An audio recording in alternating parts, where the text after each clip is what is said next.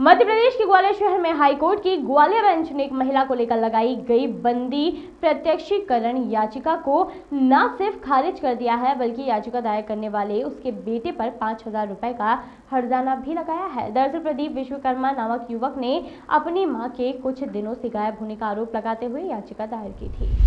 इससे पहले उसने संबंधित पुलिस थाने में भी अपनी मां की गुमशुदगी की रिपोर्ट दायर की थी, लेकिन पुलिस ने इस गुमशुदगी पर कोई कार्यवाही नहीं की तो उसने हाईकोर्ट में बंदी प्रत्यक्षीकरण याचिका दायर की। उसका यह भी कहना है कि उसकी मां को कोई बहला फुसला कर घर के जेवर और 20,000 रुपए के साथ कोई अगवा कर ले गया है। पुत्र प्रदीप का यह भी आरोप था कि उसकी मां को किसी ने अवैध निरोध में रखा हुआ है। कोर्ट ने इस बंदी प्रत्यक्षीकरण याचिका की गंभीरता को देखते हुए पुलिस को निर्देशित किया था। वहीं इस महिला को कहीं से भी बरामद कर कोर्ट में पेश करने को कहा गया। इस बंदी प्रत्यक्षीकरण याचिका के बाद पुलिस सक्रिय हुई और महिला की खोजबीन शुरू की। महिला पास के ही एक इलाके में मजदूरी करती हुई मिली।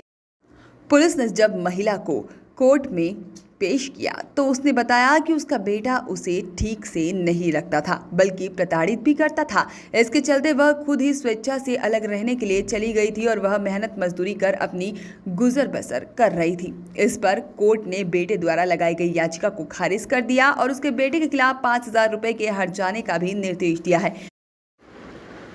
कोर्ट का कहना है कि महिला के बेटे प्रदीप विश्वकर्मा ने वास्तविक तथ्यों को छुपाया है और कोर्ट का कीमती वक्त जाया किया है, इसलिए उस पर अर्थदंड की कार्यवाही बनती है। मतलब किसको सस्पेक्ट बनाया था?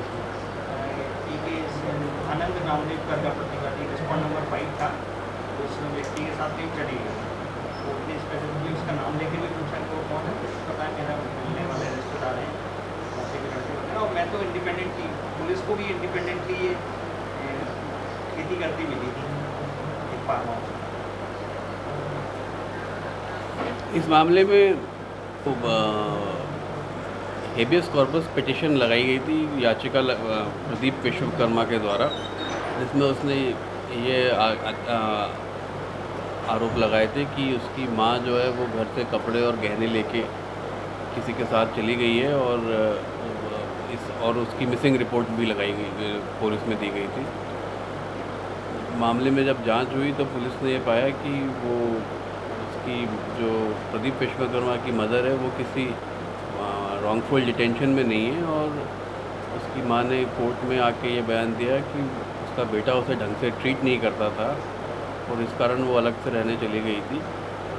इस पर से कोर्ट ने वो याचिका की भी खारिज की और जो याचिका करता है उसके ऊपर 5,000 रुपये का या 10,000 रुपये की कॉस्ट लगाई है, क्योंकि उसने एक मनगढ़ंत कहानी बना के अदालत को गुमराह करके ऑर्डर लेने की कोशिश की थी।